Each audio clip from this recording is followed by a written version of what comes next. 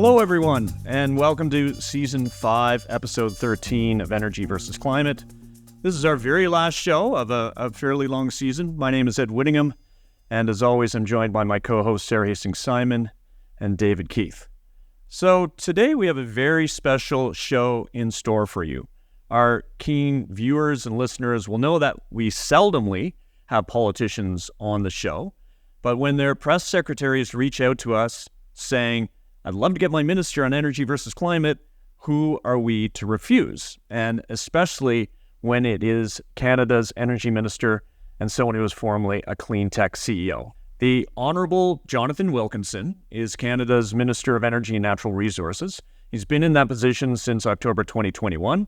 Prior to that, he was Minister of Environment and Climate Change and Minister of Fisheries, Oceans, and the Canadian Coast Guard, and has served as a Member of Parliament from North Vancouver since 2015.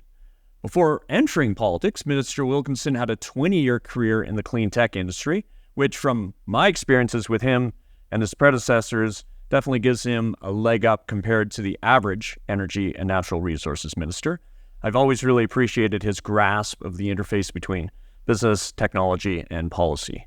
Well, Minister Wilkinson has laid down deep roots in North Vancouver as its MP. He grew up in Saskatchewan, and given that province's abundance of lakes and rivers, and especially in northern Saskatchewan's Shield Country, it's not surprising that he is also an avid canoeist. With that being said, welcome, Minister Wilkinson, to Energy versus Climate. Thank you very much. Before we jump into it with the Minister, Dave and Sara, what are you both hoping to get out of today's special show? I'm really looking forward to a kind of a tour of what's been going on federally and relationships with the province, and also where politics meets the challenges of energy and climate.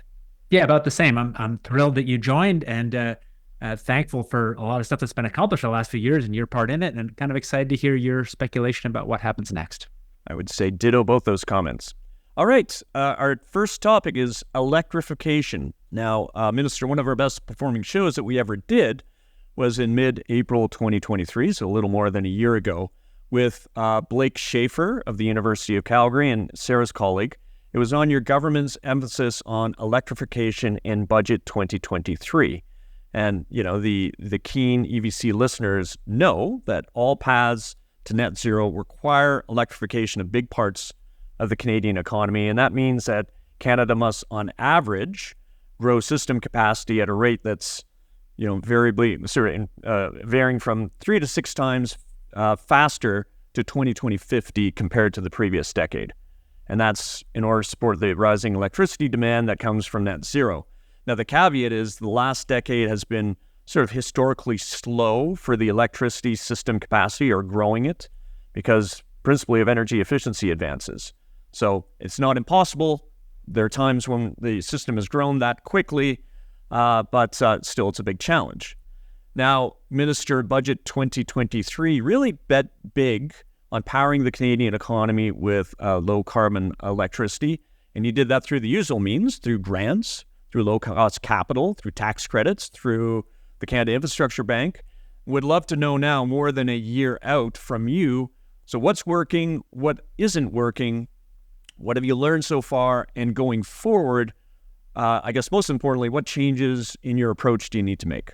So, as you said, I mean, it is critical for us to actually see the build out of grids that are clean, but are reliable, affordable, and ultimately can actually provide abundant power in every province and territory.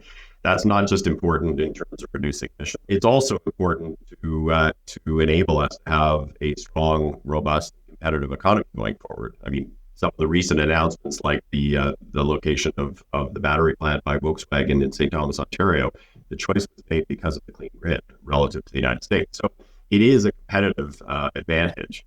And so it's not just the environment, it's also the economy. It's also, as you said, I would say it's the biggest challenge facing us in terms of being able to scale at the pace that the climate that will demand us to do. And it's something that actually takes time. You don't just build a generation facility overnight. You don't build all of the transmission lines overnight. I do think that the measures that we have put into place, both sticks and carrots, have been very important. So the Smart Renewables Fund that we have, the investment tax credits, which actually for the first time the federal government is actually willing to pay for a portion of all of the capital, including for public utilities, which is quite new for us. The pre-development money that we are putting into it, but it's also the regulatory tools to try to encourage provinces to take action. We see the power of that through the phase-out goal, which has now happened in Alberta. And people said that that could not be done. So I think there's a lot of progress, and I would say many of the provinces actually are developing roadmaps to enable them to get to where they need to go. Ontario's done a lot of work. Quebec has done a lot of work. We are doing a lot of detailed work with Nova Scotia and Brunswick. We are seeing way more activity on the part of the provinces, in part because they see the competitive opportunity. There are challenges, there's no question about that. It has taken us longer to get the investment tax credits into law, such that people can actually start to take advantage of them than perhaps we had hoped. We don't have all of the provinces working on plans that actually show how they're going to get to where they need to get to by 2050.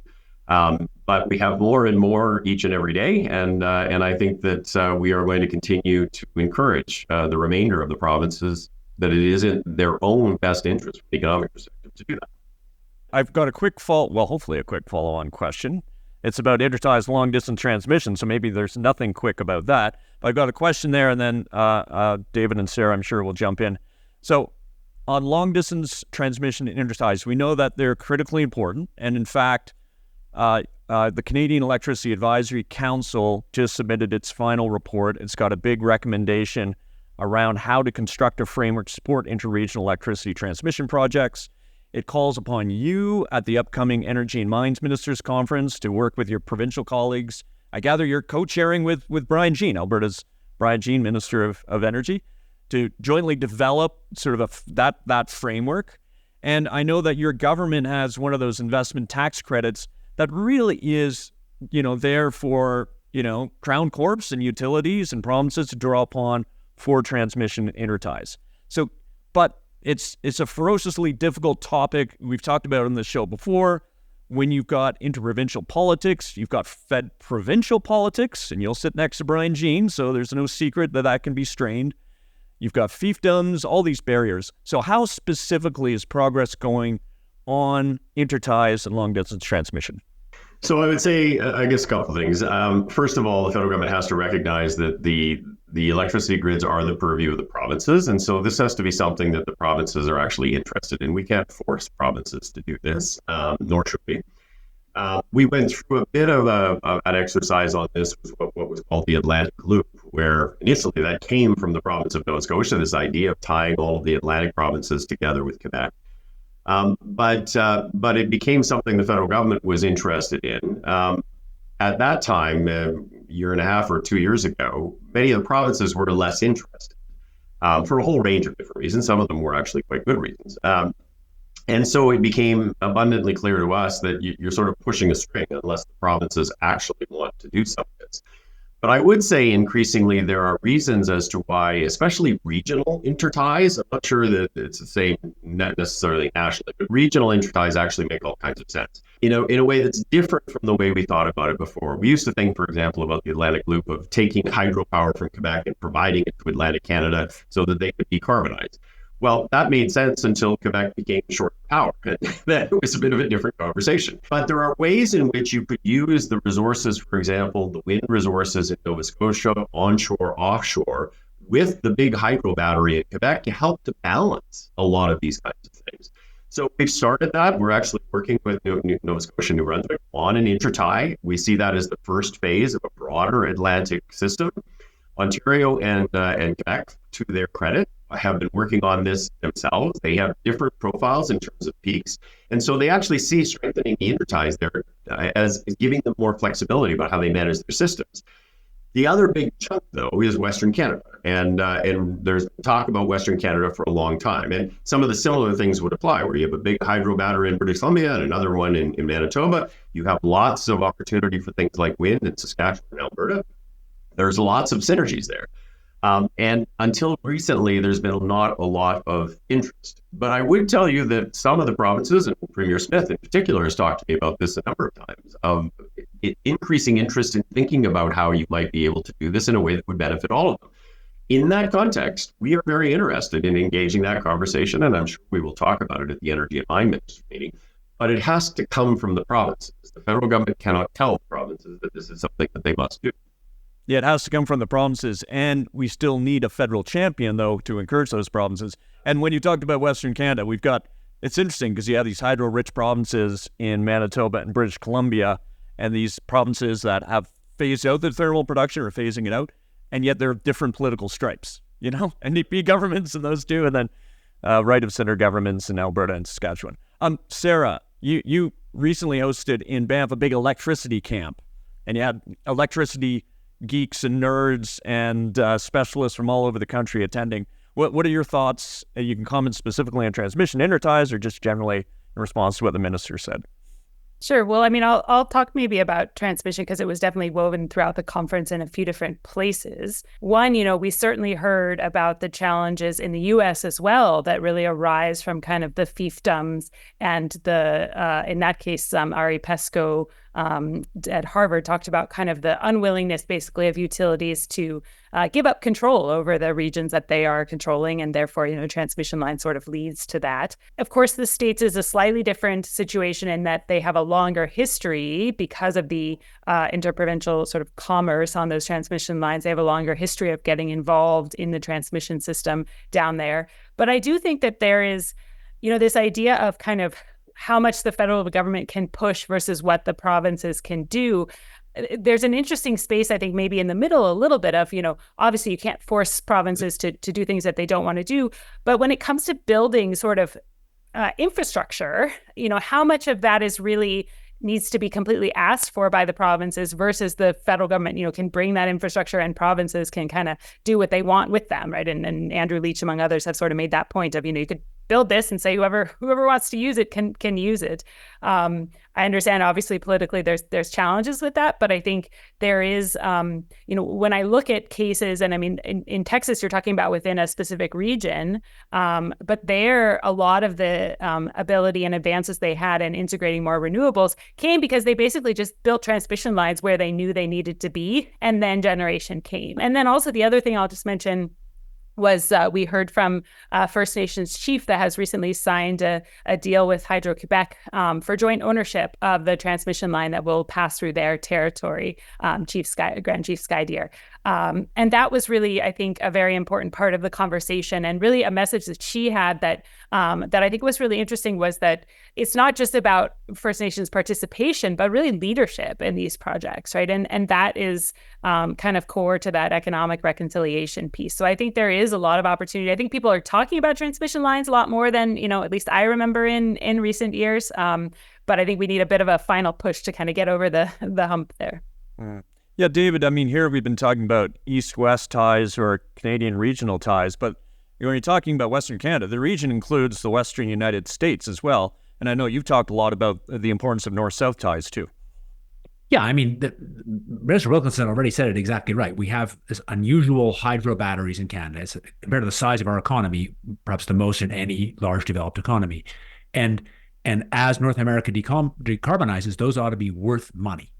And I think the question is, what actual role can the federal government play in making that real? So thinking back to just Alberta, BC, I get why there's some kind of resistance in Alberta to the idea that if there was a big tie, of course, the British Columbians would want to buy low and sell high. That's what arbitrage is. But the point is, arbitrage works, markets work, and doing that would actually, from kind of Econ 101, would actually improve the net welfare on both sides. It'd be good for both. Fundamentally, you have a hydro battery, just as Minister Wilkinson said, right beside a place with really good wind and solar resource. So the question is, how specifically can the kind of federal government do it? So you said, Minister Wilkinson, completely correctly, you can't force it, but you can do specific things. I'd like to hear a little bit more. I mean, after all, the government did support building a pipeline which helps oil to move from here to BC. I'm in Alberta today.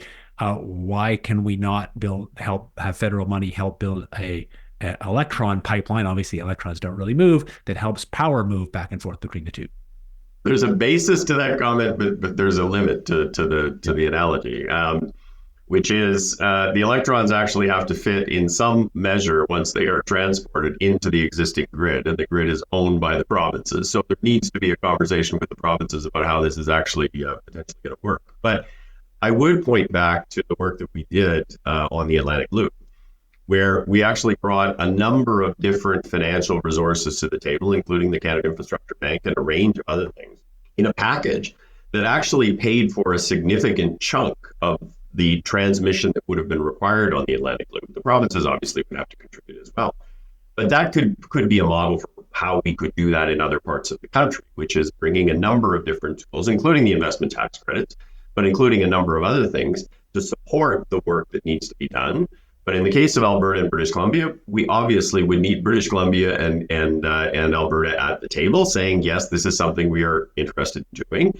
And as I said in my comments, my conversations recently with Premier Smith have been quite positive in that regard. And so I do think that there is an opportunity here. Can the federal government help in encouraging a structured market? I mean, again, Econ 101 says if there really is a public benefit there anyway, government shouldn't need to put money in. Government should help to clarify or structure the market that enables private investment to flow to the opportunity. So are there roles? I mean, I'm not saying the federal government should take over electricity markets, certainly not. But the federal government has have ways that it could encourage more efficient markets between the two, or transparent.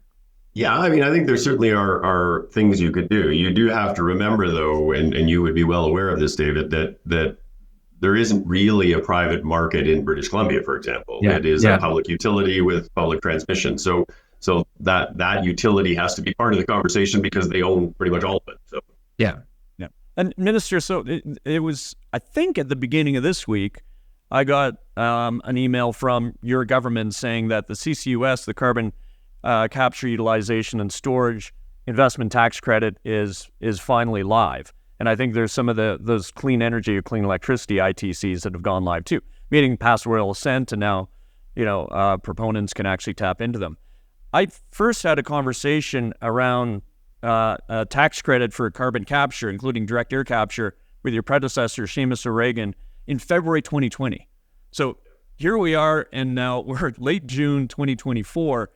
It just seems like it's taken a really long time, and at a time when we actually want to move pretty quickly. Why is it taking so long? And are there things you can do to help speed things up? So, I mean, the particular issue that you raise may not be necessarily transferable to all of the other issues.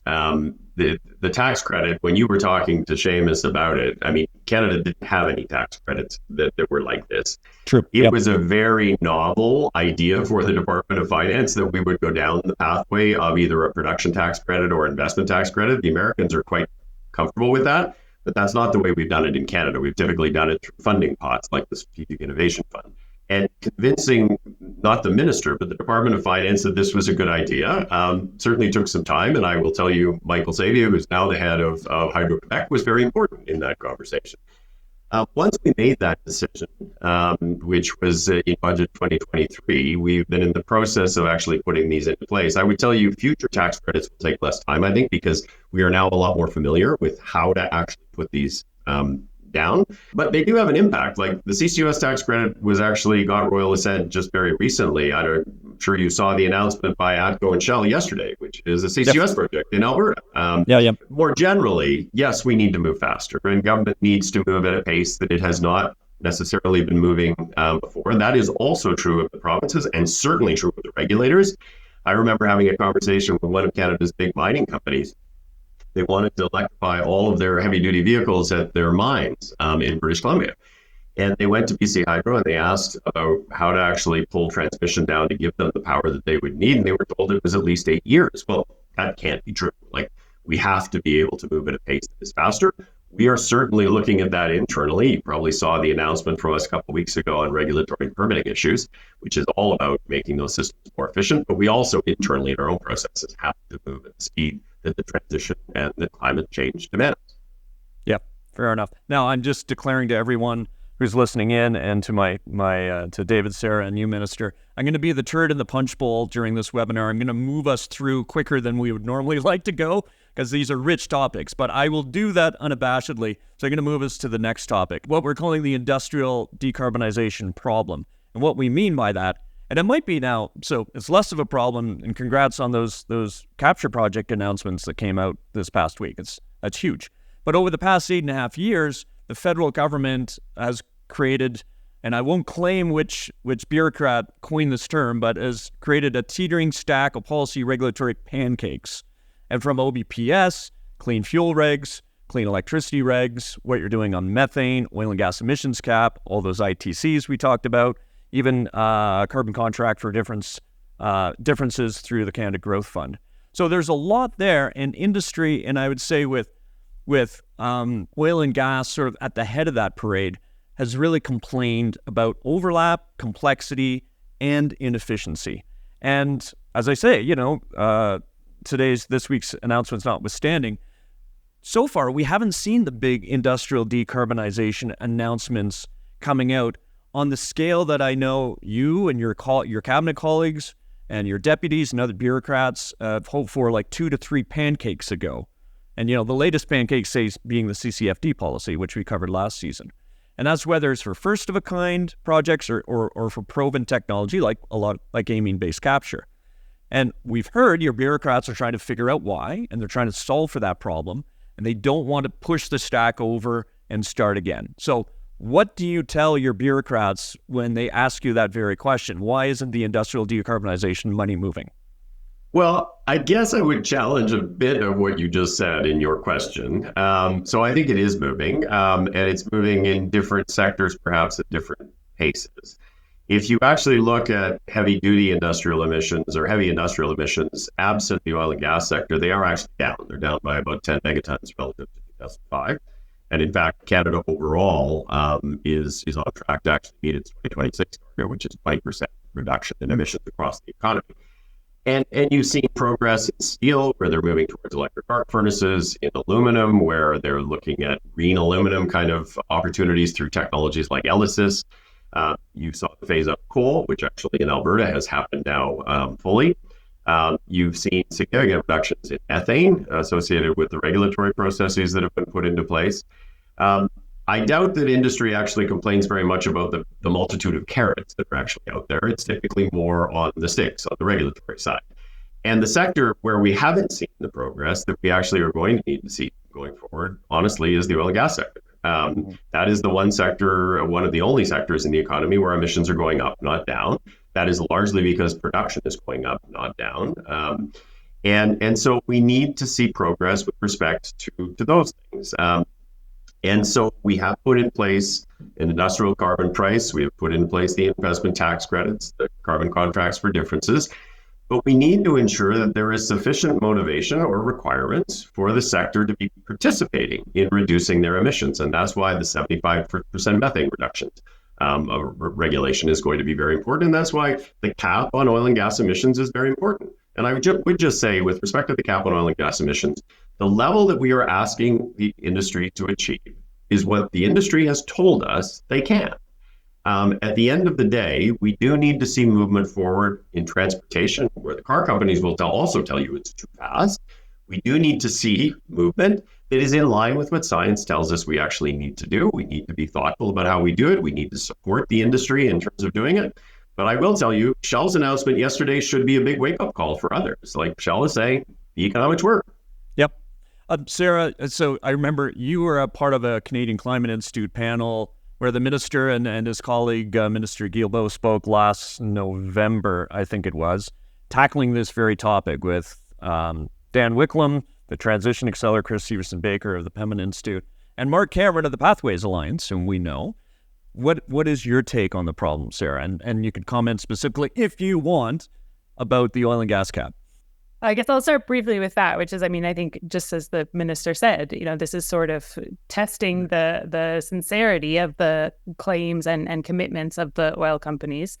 If if we don't see a lot of CCS deployed with this level of support, then I think it's also reasonable to, come to the conclusion that the companies themselves just don't see a business case for it. The comment that you made about the tax credits being sort of a new approach for Canada is interesting, and I think it's a good step in the right direction, right? Like I think I've been critical historically of Canada's approach to, so-called industrial policy, where they're compared with the US, because let's always compare it to there, but there's a much more sort of hand picking of, these are the plants that we want, or these are the projects that we want to have happen. And of course, the tax credit that anybody can access, it looks very different from that. And that's important, I think, both because, you find and you create a lot of opportunities for investment to come in, but it also puts you sort of one step away from the risk of industry capturing some of these funds to do the things that are sort of in their nearest term interests, right? And I think that is, if you compare, again, the U.S. IRA and sort of where and into what that money has flown versus Canada, what's sort of interesting is that I think that we have a real challenge in terms of, like, in Alberta, a lot of what we talk about as this future decarbonized industry is the decarbonized oil and gas sector. And we're not seeing the same kind of investments in the province like you see in, red states in the US that are getting, battery plants or solar plants or other kinds of things. And I mean, obviously the parallels are strained. And I know that historically we're not, the same kind of manufacturing province here in Alberta. But I think that comes somewhat because of this, like, strong sort of incumbent industry direction over those funds. And so policies that remove that a bit, and fundamentally also, I mean, it requires a very competent, strong public service, right? And that kind of investment that the U.S. has made, doesn't talk about, but, actually has this huge industrial state that I would argue we don't have here in Canada. So what do all those points come together to mean? I think it's, again, there's some progress, as you say. I think having that tax credit is actually a big step towards future progress. But I would argue we actually need to do more to sort of bring opportunities for other kinds of industries to come into places like Alberta, and not just be thinking about decarbonization of the oil and gas sector as the future opportunity. So let's talk topic 3, affordability, and more importantly, affordability blowback. So it seems like there's growing resistance, and especially to the visible costs of decarbonization, even though we know that there are costs, and often larger costs, of not doing anything on decarbonization. But I look at your home province as one example, Minister. So the BC Conservative Party's leader, John Rustad, is shooting up the polls, and he's questioning whether or not the science of climate change, at least as explicitly, but whether or not we can afford to invest in climate change mitigation. And as they say, he's rocketing up the polls. And those of us here in Alberta, saw even progressive Alberta NDP leadership candidates. They, most of them disavowed themselves of their previous government's consumer carbon tax. We're seeing other examples like that around the world. So what do we need to do here in Canada to try to avoid the kind of politicization, if it is avoidable, or avoid climate just falling into like this partisan divide? We need to perhaps de-emphasize the part of the conversation where it's just talking about reducing your greenhouse gas emissions, your CO2 emissions, and talk a little bit more, significantly more, about how this can help you as a consumer, as a business, from an affordability perspective, but also how this conversation is about opportunity. So, when we talk about making investments through the Green Buildings Program, for example, in the context of helping to green the building sector in this country, we have historically talked about that in terms of reducing CO2 emissions. But for most folks who are actually making these kinds of retrofits, it actually reduces their energy bills. And that's kind of what people are actually most concerned about these days in the context of the affordability challenges that exist. So I think governments have to reframe that conversation into a conversation about how affordability can actually be driven by climate action. I would also say we need to talk far more about opportunity. I often say to folks, like, there's a chunk of people, maybe 20, 25% of people in this country, that are motivated by their fear about the impact of climate change. Often community organizations, young people, etc. There are 10 or 15% of people in this country who actually don't believe climate change is real, or they don't think it's very important. But most people actually are in the middle, where they actually think it's important, government should do something about it, but they want to know they're going to have a job tomorrow. They want to know their kids are going to have a job 2 years from now, that their standard of living is not going to be significantly different from what it is today.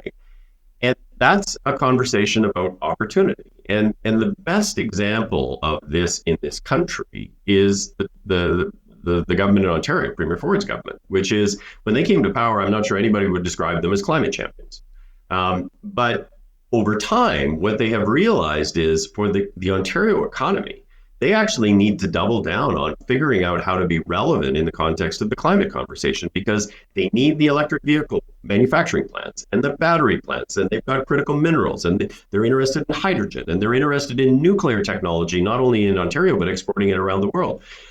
You need to talk to people about the opportunity set. And I think that can bring folks from different political stripes together better than simply talking about threats. David, you're looking pensive. Man, this is a hard one. So, of course, it makes sense to talk about opportunities. I agree. And finding ways to somehow link or flip the concerns about affordability to climate action, I'd love it if that can happen. But stepping back from that, I'm also worried about a long-term lack of, about building distrust among the public in what elites think on this. I think that a bottom line simple fact is that cutting emissions, certainly cutting emissions at the kind of pace we're talking about, will cost money. And if politicians, I'm not trying to single you out, but if politicians and experts run around too much telling people that it's all win-win, people hear that, but they know it costs money, and then they just know that people can't be real. There's a way that they just sort of builds distrust in the system. So I guess I wonder, do you worry about that as well, and how to find ways to message that actually highlight the genuine places where there really are some synergies, but without falling into the trap of just saying essentially it's all easy, it's all win-wins. Of course, you're not saying that directly, but if that's what you mostly message and people know it actually costs a lot of money, then there's a disconnect, and people sense those disconnects. Yeah, I think that's true. Although you and I may disagree a little bit on how broad the synergies are. I think they're broader than a lot of people think. There certainly are areas where investments are going to be required, and absent those kinds of investments, the costs actually will trickle down. The electricity grid is a good example of that. And that's where governments need to step in and try to ensure that they are addressing those real affordability concerns. And often that's going to have to be on the backs of the taxpayer, not on the back of the ratepayer. So there are some of those areas, and governments are going to need to be proactive in terms of doing that. But the alternative to that, obviously, is very challenging. And it's very challenging, not just from an environmental perspective. It's going to be very challenging from an economic perspective, because at the end of the day, countries and provinces and territories that make the decision that they're not going to participate in this conversation in a substantial way are going to fall behind. And I often say to people, it's not just fall behind the United States, who is acting, the Europeans that are acting, the Japanese that are acting.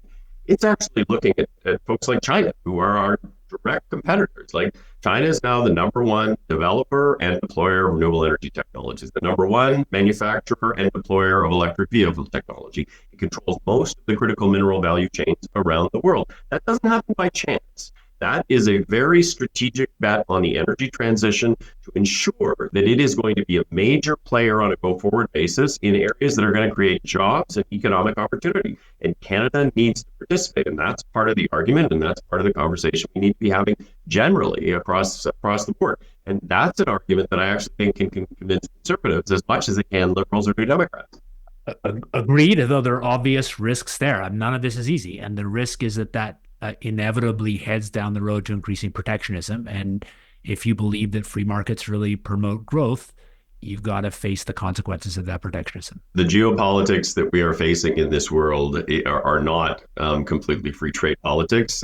Sure not. You can bemoan that from an economic perspective, but that's just the reality of this multipolar world that we have entered. So.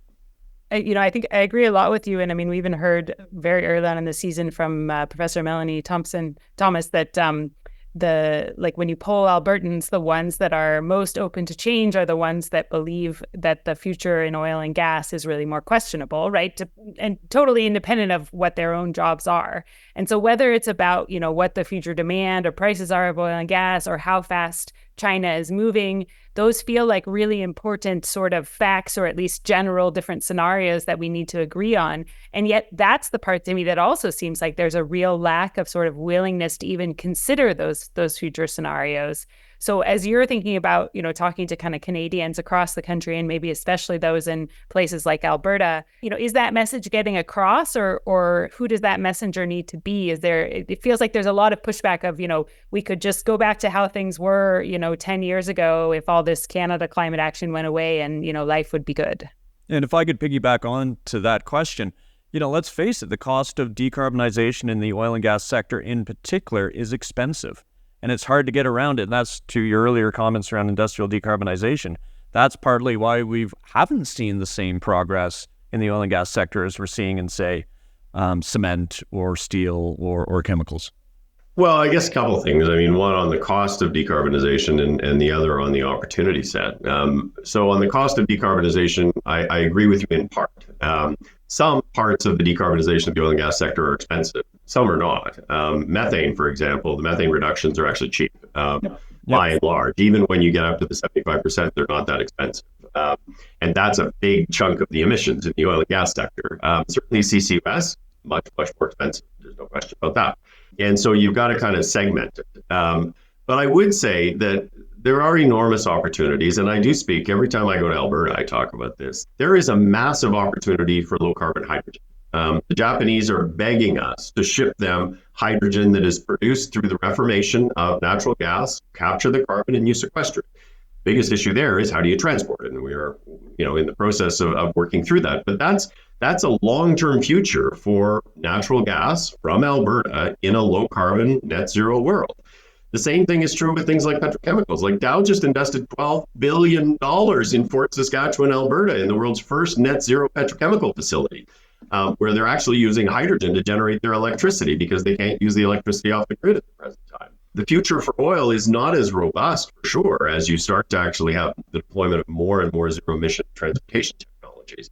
But there is about almost a third of the oil market that's used for non-combustion applications, like solvents and petrochemicals and building materials like carbon graphite and a whole range of things, if you can actually get production emissions to zero. So there are opportunities. In Alberta, there's also new opportunities around things like critical minerals and critical minerals processing, which are manufacturing jobs. Like there are opportunities. You've got to be able to have that conversation. But I actually say even in Alberta, with a government that doesn't always see eye to eye with the federal government at the present time, those are some of the opportunities that Premier Smith increasingly is talking about. I want to just quickly jump in with some skepticism about large-scale hydrogen exports. I mean, you said you're working on the transportation side, but I don't know. I've been in this energy analysis game for 30 years or so. There's sort of basic facts about why hydrogen is hard to move as a fuel that are fundamental physics. There's been actually remarkably little change in 30 or 40 years. We know why hydrogen is inherently hard for pipeline and ship transport, and I don't see it changing. And we know the round trip efficiency issues. So I think I get why it politically feels just great to imagine that Alberta can magically decarbonize its natural gas and send hydrogen overseas. I think, it's extraordinarily unlikely that hydrogen will move long distances as an energy carrier. That's very different from being used locally to make things like steel or ammonia. And B, even if you built that infrastructure and the market really began, and to be clear, the market isn't there yet, people aren't actually paying real money in any substantial form, I think that solar hydrogen would likely crush the Alberta thing kind of a decade or two later, and then you would have built something that didn't last. Well, wait, I just want to respond to that. And David, you and I have had this conversation perhaps before, but I used to run a hydrogen company. It's an area that I actually know pretty well. And I spent a lot of time on the hydrogen conversation, not only with Canadians, but also with countries around the world. And I would just fundamentally disagree with you. Some elements of what you said are true. There are some actual customers that you probably will hear about in the coming days or in the coming months. With respect to utilizing different kinds of technologies in different parts of the country to actually help other countries. Great. We're always open to being proven wrong. And I am going to move us to the next question. We're going to try to keep it short and then open up to audience Q&A. This has, and I don't want to use the trite word legacy, let's say policy resilience, because, this week, let's be frank, Minister, it's been a bad week for your government with the by-election results in Toronto St. Paul. I thought it was a shame. I thought Leslie Church would have made a terrific MP. And the Conservative Party of Canada has been pretty open about wanting to roll back a bunch of what your government has put in place. And in fact, David, Sara, and I just heard last week from a couple insiders to remain nameless about the rollback script. They say it's been written. We're Pierre Poilievre and the Conservative Party of Canada to win the next election, whenever that might be, the latest October 2025. They're going to get rid of the clean fuel regs, retail carbon tax, the oil and gas emissions cap. They'll replace a clean electricity reg, something more flexible. They'll reduce the stringency of the output-based pricing system, but keep it intact. soften methane regs, et cetera, et cetera. It's going to be a year of shock and awe. And that would be a huge blow to your government's climate legacy. What can you and your government do to try to lock things down in the next year and a bit? There are a few things, but I would also say we live in a democratic country, and governments that are duly elected by the Canadian public have the ability to make certain policy choices. I would say that increasingly, I think market forces are actually going to continue the momentum in terms of a lot of the things that we have been working on, and I think that even the investment community, in terms of where they're actually going to allocate capital, are going to put pressure on companies to continue the work, irrespective of what governments say must be done from a regulatory perspective. I think many of the pieces that we put into place increasingly probably will survive. I think the investment tax credits, I think industrial pricing, I think a range of those kinds of things will survive, in part because there are premiers like Premier Houston, who's a conservative, or Premier Smith, who are supportive of those kinds of things. I think there's a broad consensus. I would say there are some pieces of legislation that are forcing functions. So the Net Zero Accountability Act, the Sustainable Jobs Act, both of which require action plans every 5 years telling Canadians exactly how they're going to do it. Now, you can get rid of legislation, but that's a very public thing to do, to actually cancel an existing law. And I think that will be a bit of a forcing function. But I would say ultimately to Canadians, this is going to be a choice that they're going to have to make at the ballot box. Ultimately, there are a number of issues on which people will make their decisions with respect to who they vote for. But for those who actually care about the climate issue, at the present time, they have the choice between somebody who actually effectively has a climate plan, which is just let the planet burn, and an economic plan, which is just pump oil and gas, or a government that has actually invested enormous amounts of time, energy, and financial resources in ensuring that Canada is actually taking the steps to do the things that science simply tells us we must do.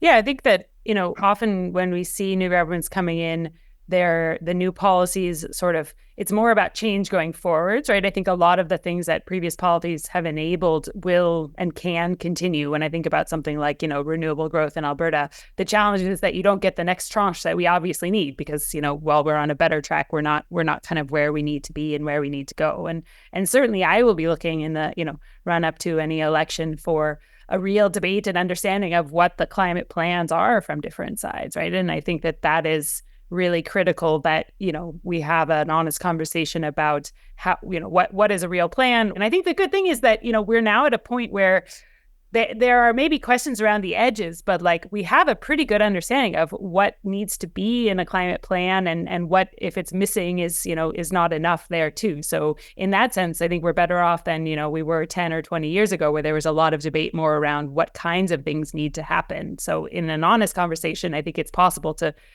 be more clear on, is this at least a real thing?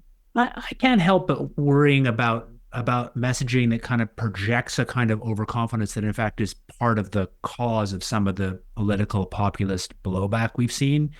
So you said science tells us what to do, but of course science can't determine targets. These are inherently political trade-offs between the distant future and the now.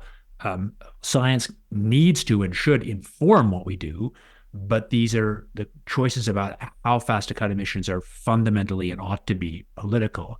And I think there's maybe a way in which there's been a little too much messaging that, just do what science says, and this kind of win-win messaging that I think is actually helped to generate, or fuel is maybe a fair word, some of the populist blowback, because it kind of dodges the core conversations that we need to have about how fast to move and what the trade-offs are.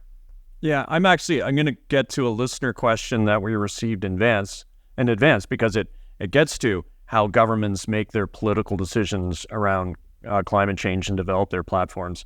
So this comes from Chris Barrington, and this is for you, Minister. How far into the future do federal energy or climate scenarios go? And then, how are they used? Do you use a range of narrative trajectories?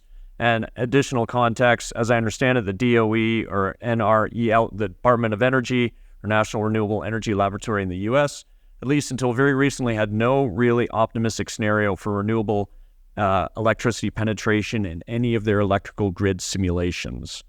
I don't think that's the case in Canada. But yeah, stepping back, tell us about how you and your officials use climate or energy scenarios. Well, I mean, probably the best example. I mean, yes, we do. Although I would say that probably embedding it fully is something that's only we've been doing relatively recently. So the Canadian Energy Regulator, for example, released a number of net zero scenarios last year, which essentially look at both the projections externally in terms of where they actually see demand for things like oil and gas going, but also model how this translates in terms of where we're going in Canada. And there are a number of different scenarios to try to actually model different sensitivities. In terms of climate-related planning, of course, it's on a rolling kind of 5-year basis where you look at what are you trying to actually focus on and accomplish. We have a 2030 target right now. It now will become a 2035 target within the next couple of years. And we will need to have a plan that shows how we're actually going to achieve the number in 2035, with the objective being of getting to net zero by 2050. So yes, there's a lot of work that gets done in there. No, it's never perfect because it's all projections and modeling about the future. And as David has said a couple of times, part of that depends on the choices that you make. Okay, we got a meaty question next from a listener, Lynn Oliphant. So Lynn, go ahead and you can ask your question of the minister. First of all, Jonathan, I'd really like to say that I really appreciate having a minister that's knowledgeable in depth as you are in terms of the ministry they handle. It's wonderful to have that. My question is, given the complexity of the climate crisis and its intertwining with many other environmental crises that we face, can we solve these in a way that doesn't involve reducing the scale of the human enterprise? We've got 8 billion people and counting on the planet, and with many of them, billions of them, living at a fairly low standard of living and wanting to increase their standard of living. Is it possible to actually do this without addressing the scale of our resource usage and energy usage? The answer may be a little bit different depending on the environmental issue that you were talking about. I do believe that, and David probably will disagree with me here, but I do believe that you can address the climate issue in a manner that doesn't significantly affect global GDP, but it may have different impacts in different parts of the world. I actually think, in some respects, the rise of renewable energy is actually an enormous opportunity for many developing countries to actually build out infrastructure that can enable development in a way that they haven't been able because they don't actually have the infrastructure. And this is far more distributed. In Canada, I actually think there are enormous opportunities. There are some opportunities that will be smaller, and there are some that will be massively bigger, like critical minerals, like nuclear power. So I do think that you can do that. I probably am a little bit more pensive about the biodiversity crisis, which is the second great environmental challenge that we face in this country and around the world, which is we simply are going to have to allocate more space if we want to stop the decline in biodiversity, more space to effectively wilderness that is almost fully off limits from industrial development.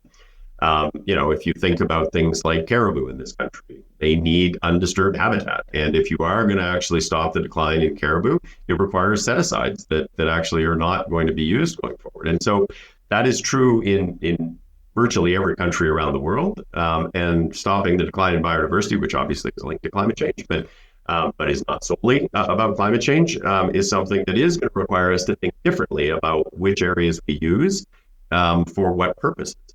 The last thing I would say is, from a resource utilization perspective, we given where we're at in terms of global population and everything else, we are going to have to far more find ways to be more circular about the utilization of resources. Like, we can't just be throwing things away anymore.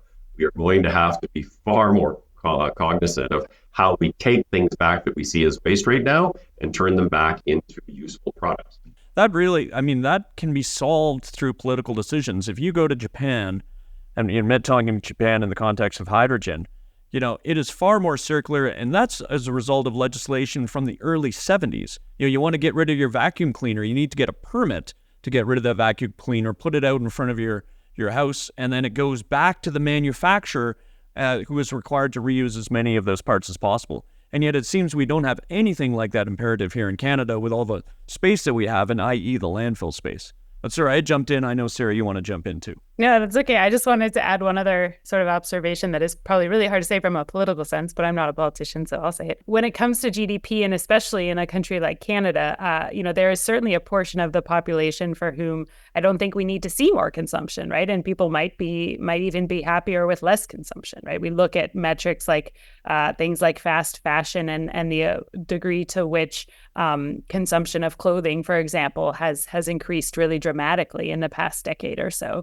So I think this is also honestly part of thinking about a sustainable future is understanding when we've reached sort of consumption saturation for those of us lucky enough to be in the portion of the population who have all of our basic needs met as well too. I mean, historically, there's no question we can do decoupling because we have seen big economic growth while we have reduced the absolute amount of many pollutants, lead and metals and air pollution. So there's no question that we can do it for climate. The question is how hard it is to do. And the question is what the actual trade-offs are. Not that it stops growth, but that it will slow growth is I think more and the minister thinks less. I'm going to move us to the next question. And we touched upon it when we mentioned carbon contract for difference policy. So Mike Hill asks, or states, there's more comment, and then Minister, you can comment on it in response. I think the elephant in the room when considering whether a project, and this is an industrial decarbonization project, will get to FID, final investment decision, is whether a new federal government would continue on the path to $170 a ton of an industrial carbon tax. So that concern caused your government minister to come up with a CCFD mechanism. But frankly, uptake has been slow. You created the Canada Growth Fund. It's managed by PSP Investments. They're doing their best, but there have been relatively few of these signed, and it seems that there's a big need out there. And moreover, the pot of money you set aside, well, it's impressive. $15 billion, I think, is for the Growth Fund. It's impressive. It's still a drop in the bucket if you consider just the viable capture projects in this country alone. So how do you bridge that gap? Well, I would say I am perhaps a little more optimistic than the questioner. I think the Canada Growth Fund, in its initial, now that it's been established, has actually been looking to create a few models that can actually then inform more template type approaches to carbon contracts for difference. They announced another one, I think, just yesterday in Ontario, and I think you probably will see more from them coming forward relatively soon.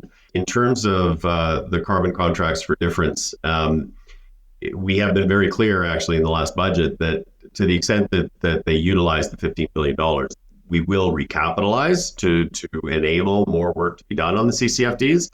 I think you're going to see more and more of this in terms of creating some level of certainty around the price. And there are a number of different ways that the Canada Growth Fund can do it. But I do think you're going to actually see this accelerate. And Minister, so that $15 billion, just to pick on one point, why did you require it to be repaid to the government of Canada in the future? And that seems like it's forced some real conservatism that a pension fund is only too willing to do in its investment because they are required to return that capital to a future government. I think it's 2035. I can't remember the exact date. As opposed to say, $15 billion, yeah, go out, make these projects happen. This is a good use of public money. Well, by and large, there are different tools for different purposes. There certainly are tools that are actually just dispensing money. The investment tax credits are a good example of that, where you essentially just get it as cash, full hard cash. The CCFDs are meant to be a tool to help to create some level of certainty. And we wanted to ensure, from a fiscal perspective, it actually worked, but we also wanted to ensure there was some level of discipline. So that was the decision. And I think it actually is working the way that we actually had hoped it would. We obviously want to see it accelerate, but it's actually working. David, you had a question for the minister about solar radiation management, and I want to make sure we fit it in.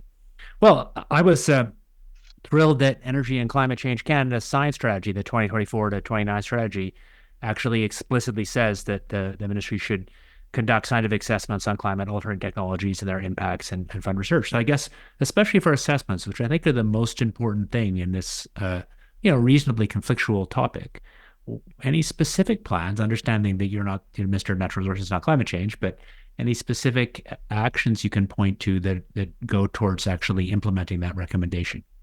So, as you correctly noted, I am no longer the Minister of Environment and Climate Change, so I have to be a little bit careful about what I say about what my colleague is actually going to or not going to do. But we certainly recognize that this is an area where, the government needs to be aware of what's going on, needs to try to understand and model some of the potential impacts. As you and I have actually talked about some of these technologies in the past, not for a while, but we have talked about it in the past. And certainly, I am very keen on negative emissions technology, like the carbon engineering work that you have, you've initiated. The geoengineering stuff, I think we need to actually be thinking about. We need to be looking. We need to be modeling. I am still a bit nervous myself about intervening in some of these natural processes in that direct way. It may be that the world gets to a point where we need to do more in terms of that. I certainly hope that's not true, but we do need to be continuing to do the work, and Environment Canada is certainly up to speed on that. And I hope that they've been talking to you. Well, to be clear, I absolutely agree, and I share your nervousness about doing it. I think that's not the question now. The question for your Ministry of Environment Canada and the Canadian government and future Canadian governments is triggering assessment processes that are trusted to begin to just put more information in the public domain that helps us make these decisions. Hey, Minister, we are short on time and we don't want to keep you too long, but I do want to squeeze in one more question if we can, and then we'll wrap. So Bill C-59 introduced key amendments to the Competition Act to address greenwashing. And that actually caused the Pathways Alliance to suspend its advertising. And if you notice, when you watch Game 7 and you saw the feed, they've got the CGI on the boards, that Pathways Alliance, it was still there, but it used to have sort of a little blurb or a slogan about, it's what it's trying to do with decarbonization. That was gone. I'm trying to understand the whole point of Bill C-59. So you're here on the show. You tell us, what's the point and is it working? Well, I mean, the point is just as it is with other products, is that, people should be telling consumers the truth, that they should be not actively or intentionally misleading people about the claims that they are making about their companies or about their products. And in that context, I think the issue that Pathways Organization and the Canadian Association of Petroleum Producers have raised, they think there is a lack of clarity on what is meant by an internationally recognized methodology for establishing this. I would just say, the Competition Bureau will issue guidance on the provision after a period of public consultations. It's very common in terms of how this kind of thing works. There is no magic here. And so I would say I'm not sure if people are serious about what they are saying in terms of the claims that they are making, why folks are upset. I just don't understand it. People should tell the truth. Yeah, fair enough. Sarah? Yeah, I just observed there's similar sort of debates playing out in other places too. And in California, there's a lot of fight about offsets in particular. And I mean, there you have sort of folks in the offset industry, as I understand it, I'm a step move, but almost going so far as to say if we have to tell the truth about what these offsets are, there won't be a market for them. I think that's, I don't know, that this is, I'm just commenting on the California situation, but I think it's it's very important that, coming back to kind of the point we were talking about before of, can the population understand and really understand what a real climate plan is and what real climate claims are. I think that's really critical because, otherwise it really both, leads to kind of people believing things that are true that are not true, but it also undermines real action that certain groups are taking as well too. And I think that's that can be quite harmful. I love that, Sarah. If we can't tell the truth, we won't have a market. There's a forestry company in BC. Exactly like that, but essentially. And I would point people to last weekend's Globe and the report on business. There's a great story about a forestry company in your province, Minister, that had its knuckles wrapped around offsets that it sold. On behalf of all three of us and our producer, we want to really thank you so much for taking time out of a very busy schedule to come spend this more than an hour with us and give us the latest view from Ottawa and from your perch as Minister of Energy and Natural Resources. We're very grateful. Thank you very much. I hope you will consider coming back at some point in the future, and it was a good enough experience to warrant that. It was great. The only thing that I was disappointed about was I didn't realize my press secretary had asked for me to be on here. I thought you asked me. So sorry, Carolyn. I hope that wasn't a career-limiting comment of mine. Yes. Yes, she's a fan, Minister, and we hope you're a fan now too. All right. Thanks very much.